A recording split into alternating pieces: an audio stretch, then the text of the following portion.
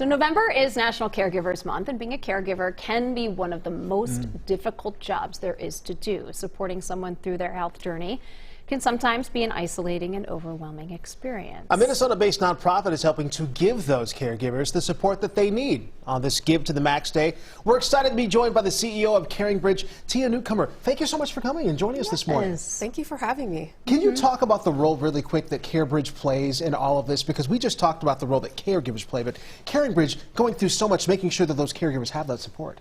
Absolutely. So we've been around for 26 years. Yeah. We're excited because today in Give to the Max, it's the 15th year that that's happened. So we every day surround 300,000 people with support, and those family caregivers that are really taking care of that loved one that's at the center.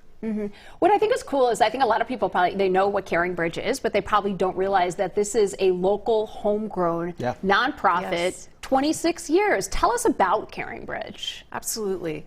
So for those 26 years, we were actually founded out of that acute need when someone is overwhelmed and everyone's asking what's going on with that loved one that's either just recently been diagnosed or is going through that health journey.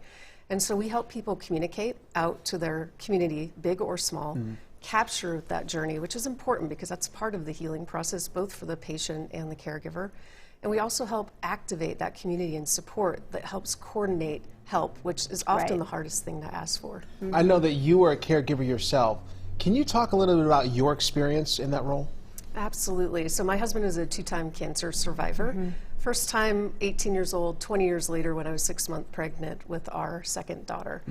So at that time, overwhelmed. There was a lot of help that I needed, but I didn't know how to ask for it.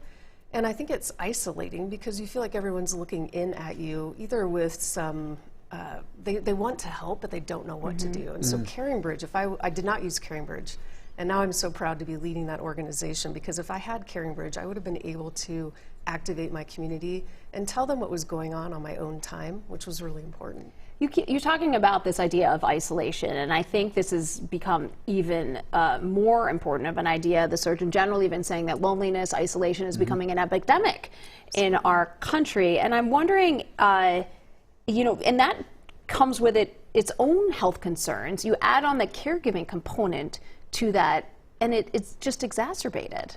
It really is. And what we know at CaringBridge is that feelings of isolation and loneliness are prevalent among family caregivers because of what I just talked about. And so when you can activate a community, what we found, we actually have research that shows that they feel 2 times more likely than the general population to feel like someone's in their corner, 3 times more likely to feel like their family's not in strife and that they have that family around them supporting them. And so it's really important when you think about solving loneliness and isolation to surround that yourself with your community.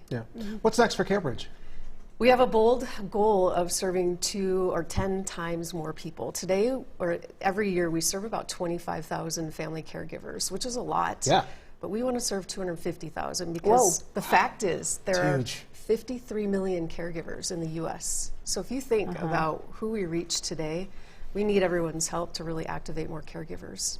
Right. I mean, where does that money go towards, I guess? Because we see CaringBridge a lot of times, a website. Like, if people were to give today on Give to the Max Day, how do you get to that 250? Yes, so thank you for asking.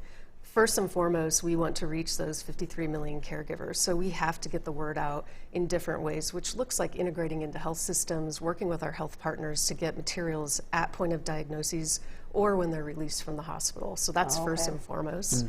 Second, if you look at our product, right, it has to be simple. It has to be where you are at in the moments in between all of those overwhelming times at the hospital, et cetera. So it helps to buoy our platform, which is really a digital platform that, again, meets you where you're at. So that takes some, you think of the big behemoths of, that we know, I won't name, but they have a lot of people and a lot of money. We operate on a sliver of that. And so the money we can get from our donors really helps to make sure we meet people where they're at. Just a matter of resources at this point. Absolutely. Tia, thank you so much for joining us this morning, and best of luck on this Give to the Max Day too. Thank you.